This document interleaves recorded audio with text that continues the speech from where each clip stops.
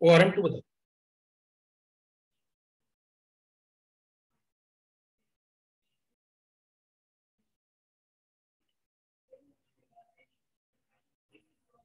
बताओ बेटा। Solid state का एक्सरसाइज 2 का भी डिस्कशन पेंडिंग है। अच्छा,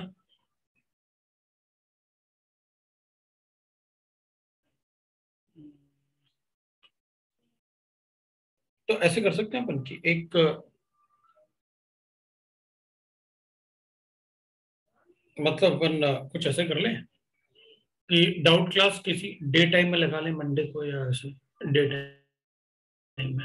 अभी आपकी छुट्टियां चल रही हैं तो कुछ ऐसे सेपरेटली लगा लें अपन डाउट क्लास। बताओ, सेपरेटली सेपरेट लगा लें क्या डाउट क्लास?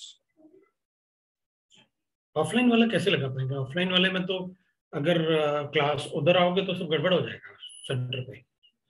अगर पीएमसी वालों ने पकड़ लिया ना तो सब गड़बड़ हो जाएगी अपनी। ऑफलाइन वैसे तो आज डाउट के लिए काफी बच्चे आए भी थे, डिस्कस भी किया उन्होंने। तो फिर अपन पढ़ना कंटिन्यू कर सकते हैं आइदर कल मॉर्निंग में, क्योंकि कल शायद मैं पार्थ को बुला लूं। पार्थ को बुला लेंगे तो गड़बड़ हो जाएगा। अर्ली मॉर्निंग डाउट क्लास नहीं, नहीं कल मॉर्निंग 8 o'clock, कल संडे है ना, मॉर्निंग में क्लास होगी। अपन ऐसे कर सकते हैं डाउट क्लास के लिए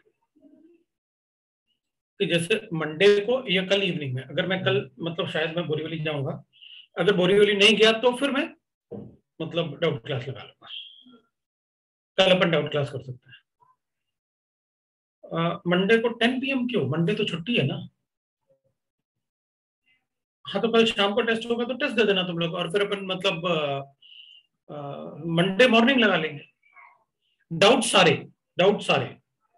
हाँ तो मंडे को अपन कभी भी डाउट लगा लेंगे ना, वो पहले से अपन बता देंगे कि कब है डाउट्स मंडे को।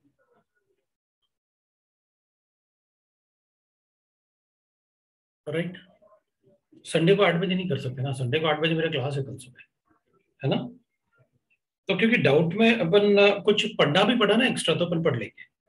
तो अभी बताओ क्या पढ़ना है, ये बताओ तुम लोग ये बताओ।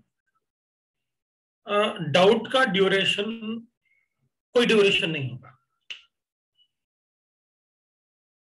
एक्सरसाइज 2 ORM 1, एक्सरसाइज 3 शायद अपन डिस्कस कर चुके हैं, और एक्सरसाइज 1 का पार्ट 1 का section A, part 1 and 2 of ORM 2 and solid state का एक्सरसाइज 2।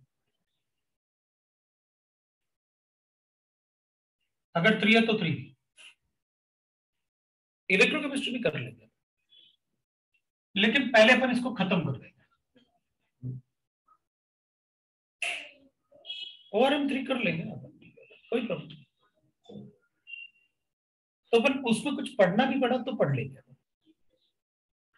तो इसका कोई ड्यूरेशन फिक्स नहीं है भाई, और मिनिमम अपन ये तो रखेंगे, मिनिमम 2 आवर्स तो रखेंगे। मंडे, मंडे को, राइट, मंडे को कर लेंगे। कंसेप्ट आप डाउट क्लास में पूछो ना, कोई भी कंसेप्ट अगर आपको डाउट है तो वो डाउट डाउट ही तो है वो। मंडे मॉर्निंग में क्लास लगाने वाला हूँ, क्योंकि अभी तुम लोगों की छुट्टियां हैं और मैं क्लास को मिस नहीं करना चाहता। मैं चाहता हूँ कि सिलेबस खत्म हो। मैं डाउट्स रात को भी लगा सकता हूँ, डाउट्स का तो ऐसा ना अपन रात को भी लगा सकते हैं। क्लास रात को लगाना थोड़ा मुश्किल होता है। नहीं, ORM कल है ना टेस्ट, ORM में, ORM तो डिस्कस कर चुके ना अपन, एक्सरसाइज 1 पूरा। डाउट उससे ज्यादा और क्या पूछेंगे, राइट। टेस्ट वाले क्वेश्चन को स्किप नहीं करना, उतना आपको आता है, बता चुका हूं आपको, उतना तो आप आराम से कर लोगे जो टेस्ट में आएगा। So it will be on Monday doubt class. अब टाइम में बताऊंगा तो। और अगर कल मैं बोरीवली नहीं गया तो मैं डाउट क्लास लगा लूंगा दोपहर को। भाई ORM के डाउट तो करोगे, ORM 1 के। सिर्फ ORM1 के डाउट करूंगा फिर मैं कल, और अगर मंडे को हुआ तो जो सीक्वेंस मैंने लिखा था वो डाउट में होगा। हाँ, टेस्ट में ORM1 है ना, कोई प्रॉब्लम नहीं। अगर मैं बोरीवली नहीं गया तो कल फिर मैं डाउट्स भी करूंगा, जैसे आपकी इच्छा। ठीक है, इच्छाधारी ऐसे दिख रहा हूँ। ब्रोमीन टेस्ट क्या होता है? कुछ नहीं। नहीं, ब्रोमीन टेस्ट वाले एग्जाम में कैसे होंगे क्वेश्चंस? ब्रोमीन टेस्ट होता है टेस्ट ऑफ अनसैचुरेशन।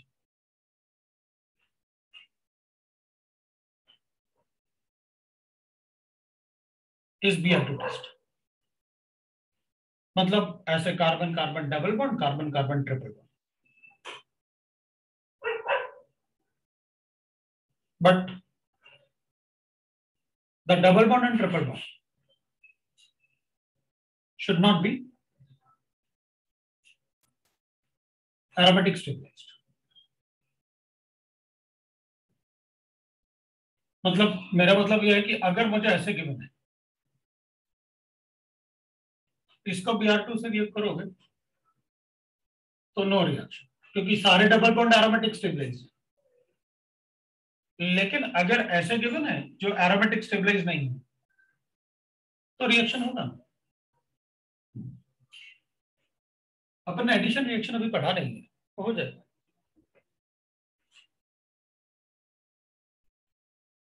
कल सुबह एक क्लास नहीं ले सकता ना, प्रॉब्लम तो यही है। कल सुबह 8 बजे से क्लासेस शुरू है मेरी, और शाम को 6 बजे तक।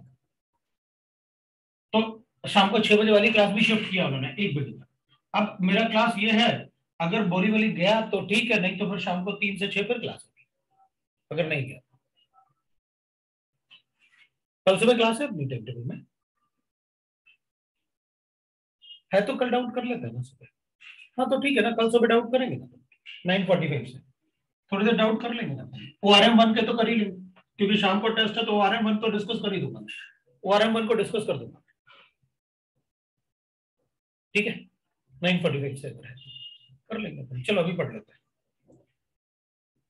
अब अभी ये बताओ, ORM2 पढ़ना है या इलेक्ट्रोकेमिस्ट्री का इलेक्ट्रोलाइसिस कंटिन्यू करना है? ये डिपेंड करता है तुम पे। ORM2 भी पढ़ सकते हैं अपन, और इलेक्ट्रोलाइसिस कंटिन्यू कर सकते हैं। अब यार तुम लोग मुझे फर्क फंसाना नहीं, मतलब आधे लोग इलेक्ट्रो और आधे लोग इलेक्ट्रो। देखो भाई, थोड़े से लोग बोल रहे हैं ORM, और ज्यादा लोग बोल रहे हैं इलेक्ट्रोलाइसिस, इसका मतलब है ORM। जो कम लोग बोलेंगे अपन वो पढ़ेंगे। ठीक है, तो अब सब ORM बोल रहे हैं। अच्छा कह रहा गूगल फॉर्म डाल दो।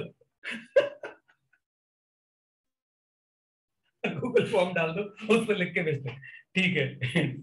चलो इलेक्ट्रोलाइसिस पढ़ते हैं, कुछ ऐसा पढ़ लेते हैं ना जिसमें मतलब थोड़ा सा। अच्छा, इसके बाद भी तुम्हारा क्लास है? मेरी क्लास के बाद? अभी क्लास के बाद डाउट तुम्हारा क्लास है क्या? इस क्लास के बाद? इस क्लास के बाद तुम्हारा क्लास है? दिस इज लास्ट क्लास, ठीक है। अच्छा, पहले था अभी नहीं है। चलो शुरू करता है।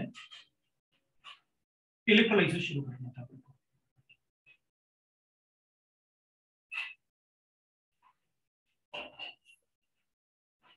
इलेक्ट्रोलाइसिस, अभी ना इलेक्ट्रोलाइसिस में क्या होगा, फर्स्ट रिकॉर्डिंग कर रहा है, ठीक है। तो इलेक्ट्रोलाइसिस में विल से दैट इसमें अपन एनर्जी देंगे तो प्रोसेस होगा।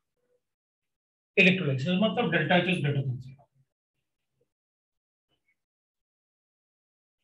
तो इट इज एंडोथर्मिक प्रोसेस, हम एनर्जी देंगे तो इलेक्ट्रोलाइसिस प्रोसेस होगा। अब इलेक्ट्रोलाइसिस में that is will say that, अब अपन को ये तो बताने की जरूरत है नहीं। So it is delta H is greater than 0, thus energy is given to the system। तो अपन कहेंगे अच्छा अच्छा, इसमें इलेक्ट्रिकल एनर्जी को केमिकल एनर्जी में कन्वर्ट करोगे। So electrical energy is converted into energy to chemical energy. ये कन्वर्जन, ये कन्वर्जन करेंगे अपन, इलेक्ट्रिकल एनर्जी को केमिकल एनर्जी में कन्वर्ट करेंगे। That is electrolysis. ठीक है, अब मुझे इनर्ट इलेक्ट्रोड बताने की जरूरत नहीं। इलेक्ट्रोलाइट्स क्या होते हैं, एसिड बेस सॉल्ट कुछ भी हो सकते हैं, वो बताने की जरूरत नहीं। तो मैं कुछ इलेक्ट्रोलाइसिस पढ़ने के लिए कुछ रिक्वायरमेंट्स है मेरा, वो रिक्वायरमेंट्स आपसे पूछ लेता हूं। मुझे एक बात पता था कि भाई व्हाट इज इनर्ट इलेक्ट्रोड्स, पता है हमको।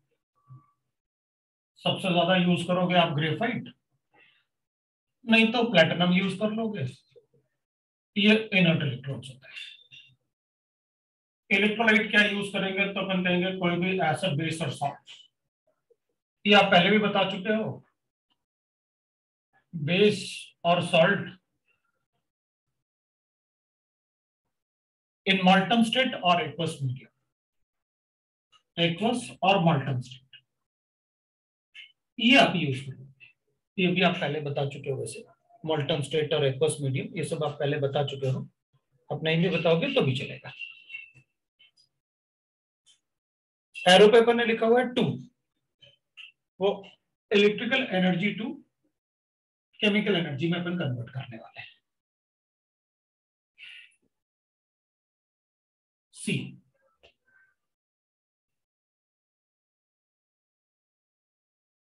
N factor calculation.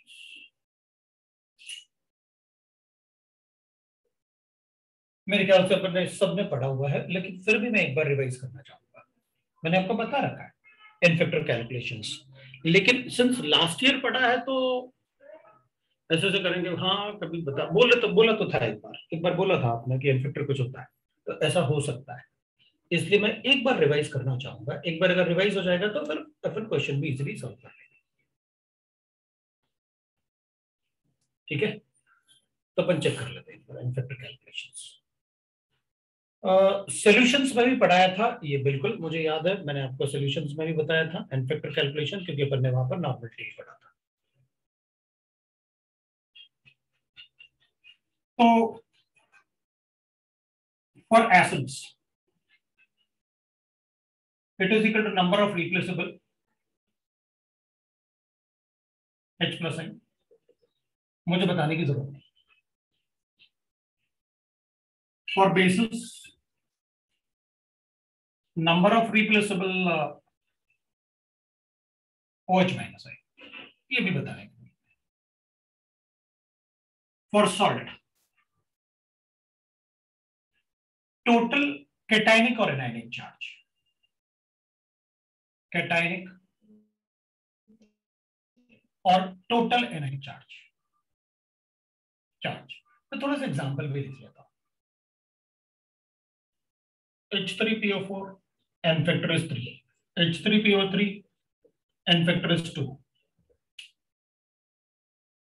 H3PO2 n factor is 1, H3BO3 n factor is 1, H3BO3 n factor is 1, मैंने आपको बता रखा है।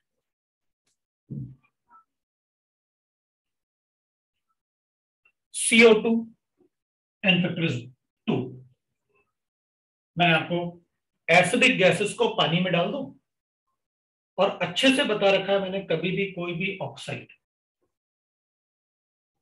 जब उसको पानी में डालेंगे ना, तो कभी भी उस ऑक्साइड में जो सेंट्रल एटम होता है उसका ऑक्सीडेशन स्टेट चेंज नहीं होता।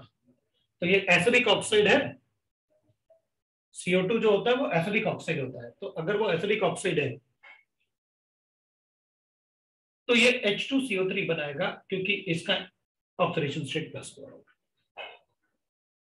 इसका n फैक्टर 2 है, इसलिए इसका भी n फैक्टर 2 है। Anhydrous carbonic acid, this is a carbonic acid, ये कार्बोनिक एसिड है। कोई भी गैस, अगर आप किसी गैस का n फैक्टर कैलकुलेट करना है, पानी में डाल दो। एसिडिक गैस है, पानी में डाला, एसिड का n फैक्टर जो होगा वो उसका n फैक्टर होगा। अमोनिया गैस, पानी में डाल, क्या बनाया, अमोनियम हाइड्रोक्साइड। तो इसका n फैक्टर 1 है, क्योंकि एक OH देगा तो इसका भी n फैक्टर 1।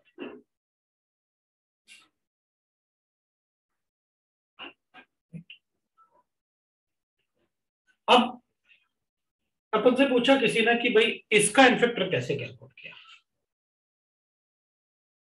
अभी मतलब मुझे लगता है एवरीवन में आ रहा होगा शायद, मैंने वैसे किया तो था। हाँ मतलब क्वेश्चन पूछने में कभी कभी, खैर तुम लोग तो 12th में हो, ज्यादा शर्माओगे नहीं, लेकिन कभी कभी लगता है कि भाई मुझे दिखे तो मैं आंसर देता रहता हूँ। अपन ने कहा था कि ये खुद डिसाइड नहीं करता कि कितने प्रोटॉन देंगे हम, बेस डिसाइड करेगा कि तुम कितने प्रोटॉन दे सकते हो। तो अपन ने कहा था देख भाई इसका स्ट्रक्चर ऐसे होगा, कितने प्रोटॉन दे सकता है? 2 दे सकता है। ये नहीं दे सकता, ये वाला प्रोटॉन भी निकालो ना, क्या प्रॉब्लम है? और स्ट्रक्चर ऐसे बनाओ ना, ये तो और भी अच्छा लग रहा है, देखो ऐसे बनाओ ना स्ट्रक्चर सर, और भी अच्छा लगेगा, देखो ये तो और भी अच्छा लग रहा है, ऐसे स्ट्रक्चर बनाएंगे ना। तो अपन ने कहा था देखो एसिड का स्ट्रक्चर कैसे बनाते हैं, पानी में डालो जितने H प्लस आइन देगा ना, उतने ऑक्सीजन नेगेटिव चार्ज से अटैच होंगे। मैंने आपको एसिड का स्ट्रक्चर बनाना सिखाया था। तो अपन कहेंगे अगर एनाइन मुझे पता होता तो पहले से पता है फिर तो कि 2 H प्लस आइन देगा, अपन कुछ ऐसे बताओ ना आपकी, मतलब जिससे मुझे स्ट्रक्चर पता चल जाए। तो ऑक्सीडेशन स्ट्रोक, हाइब्रिडाइजेशन में सीखा था अपन ने, फास्फोरस का इलेक्ट्रॉनिक कॉन्फ़िगरेशन होता है 3s2p3, 3 अनपेयर्ड इलेक्ट्रॉन ऑलरेडी है, मतलब 3 ही सिंगल बॉन्ड बना पाएगा, एक डबल बॉन्ड बनाना ही पड़ेगा अपन को ऑक्सीजन के, तो वो डबल बॉन्ड ही बना सकता है ऑक्सीडेशन नंबर मेथड से। तो अपन कहेंगे ठीक है, इसमें अगर +5 है तो तीनों देगा, +3 है तो 2 देगा, और +1 है तो एक ही प्रोटॉन देगा। तो स्ट्रक्चर पर डिपेंड करता है कि भाई कितने प्रोटॉन उससे अटैच्ड है, ऑक्सीजन से अटैच्ड है, क्योंकि इसका इलेक्ट्रोनेगेटिविटी 2.1 होता है और इसका भी इलेक्ट्रोनेगेटिविटी 2.1 होता है। ये तो प्योर कोवेलेंट बॉन्ड है, मतलब ये बॉन्ड तो बिल्कुल वैसे हो गया जैसे H और H है। अब ये थोड़ी बेस के साथ प्रोटॉन दे देगा, H और H वो थोड़ी दे देगा प्रोटॉन बेस के साथ, क्योंकि इन दोनों का तो इलेक्ट्रोनेगेटिविटी एक जैसा है, तो कोवेलेंट बॉन्ड होता है, प्योर कोवेलेंट बॉन्ड जैसे। सो वो डिपेंड करता है कि स्ट्रक्चर में कितने हाइड्रोजन ऑक्सीजन से अटैच्ड हैं, और वो भी तब वो देंगे जब इसका ऑक्टेट कंप्लीट हो। इसमें तो अपन कहेंगे ये तो प्रोटॉन ही नहीं देता, ये तो वाटर में डालेंगे तो OH ले लेगा, मतलब इसका तो ऑक्टेट ही कंप्लीट नहीं है। अब इसमें आप निकाल देते सर, क्या प्रॉब्लम था? इसमें प्रोटॉन दे देते नहीं, ये तो लुईस एसिड है, इसमें तो ऑक्टेट ही कंप्लीट नहीं है। एक मिनट रुकना है, कैमरा परेशान करेगा तो नहीं करेगा फिर, एक मिनट रुकना।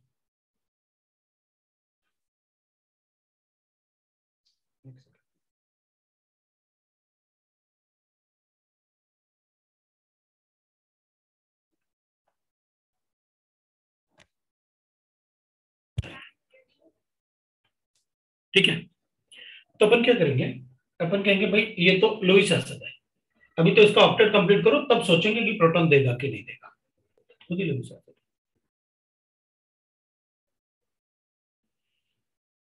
तो अपन कहेंगे ठीक है फिर तो ये तो एक OH लेता है पानी से, इसको वाटर से रिएक्ट करेंगे तो एक OH एक्सेप्ट करेगा, इसलिए इसका इनफेक्टर 1 है, क्योंकि एक OH लेता है, दैट्स व्हाई इसका इनफेक्टर 1 होता है। वैसे अपन इनफेक्टर बताएंगे, ठीक है चलेगा। तो अपन ने मोस्टली वही लिख लिया जिसमें आप गलती कर सकते हो, तो मैंने आपको सारे बता दिए। बेसिस में ऐसा कुछ था नहीं जिसमें मतलब कोई गलती करोगे आप। भाई इलेक्ट्रोफाइल न्यूक्लियोफाइल होता है तो अपन को पता है कि बेसिस में जैसे अपन कहते हैं ना कि भाई न्यूक्लियोफाइल, न्यूक्लियोफाइल का मतलब जिसमें एक लोन पेयर हो, कम से कम एक लोन पेयर हो सेंट्रल एटम पे, तो अपन कहते हैं वो न्यूक्लियोफाइल होगा, अपन कहते हैं वो न्यूक्लियोफाइल होगा। अब कभी कभी ऐसे भी बोल देते हैं कुछ कि भाई ठीक है मेरे पास ऐसे है, ये बताओ न्यूक्लियोफाइल है या नहीं है, तो अपन कहेंगे नहीं इसमें तो कार्बन का ऑक्टेट ही कंप्लीट नहीं है, न्यूक्लियोफाइल कहां से हो जाएगा? तो लोन पेयर तो है, हाँ लोन पेयर होने का मतलब ये थोड़ी है लोन न्यूक्लियोफाइल होगा। अपन ने न्यूक्लियोफाइल में लिखा था कि लोन पेयर के साथ साथ उसका ऑक्टेट भी कंप्लीट होना चाहिए, अगर उसमें लोन पेयर के साथ साथ उसका ऑक्टेट भी कंप्लीट होगा तो वो न्यूक्लियोफाइल होगा। अभी तो ऑक्टेट ही कंप्लीट नहीं है, दिस इज इलेक्ट्रोफाइल, अच्छा लुईस एसिड। कार्बन का ऑक्टेट कंप्लीट नहीं है, कार्बन के पास 6 इलेक्ट्रॉन है।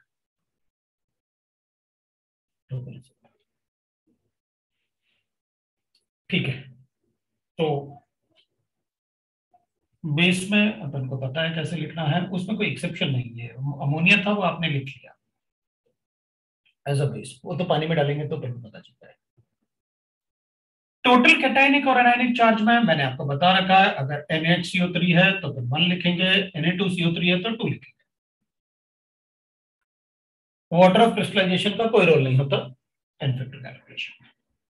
Na2CO3 डॉट 10H2O होगा, दैट इज वॉशिंग सोडा, तो भी अपन 2 लिखेंगे n factor.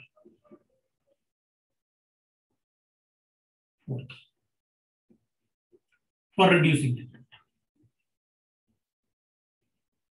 For reducing agent we used to write that number of electron. Reducing agent के लिए अपन लिखेंगे that is number of electron lost in the process, lost in process।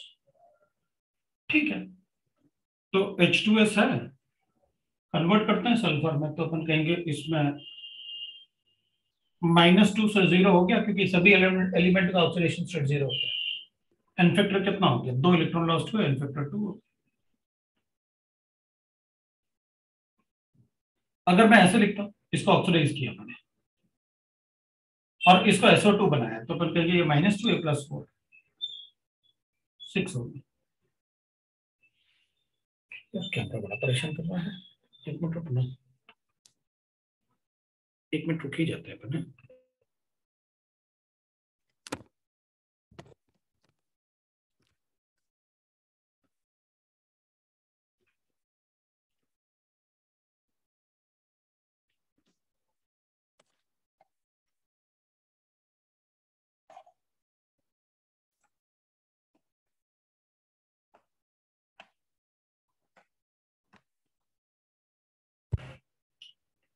अब अपन ज्यादा टाइम, क्योंकि उसका 1 मिनट के लिए उसको बंद करना होता है, फिर वो शायद ठीक हो जाता है।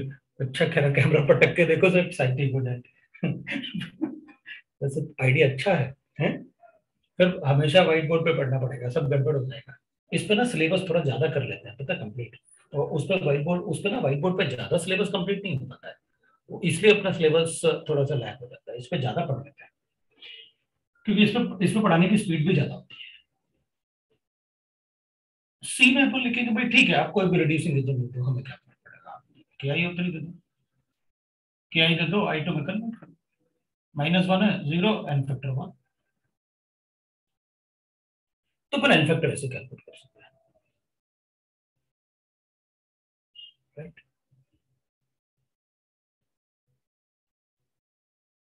सबको समझ में आया? किसी को डाउट नहीं? अब अपन कहेंगे ठीक है भाई, अगर सपोज करते हैं फॉर ऑक्सीडाइजिंग एजेंट, तो फॉर ऑक्सीडाइजिंग एजेंट तो वो होते हैं जो इलेक्ट्रॉन गेन करते हैं for oxidizing agent. So number of electron gain in the process, gain in the process, that is. तो number of electron gain in the process मतलब जैसे मान लो अपने पास ऐसे KMnO4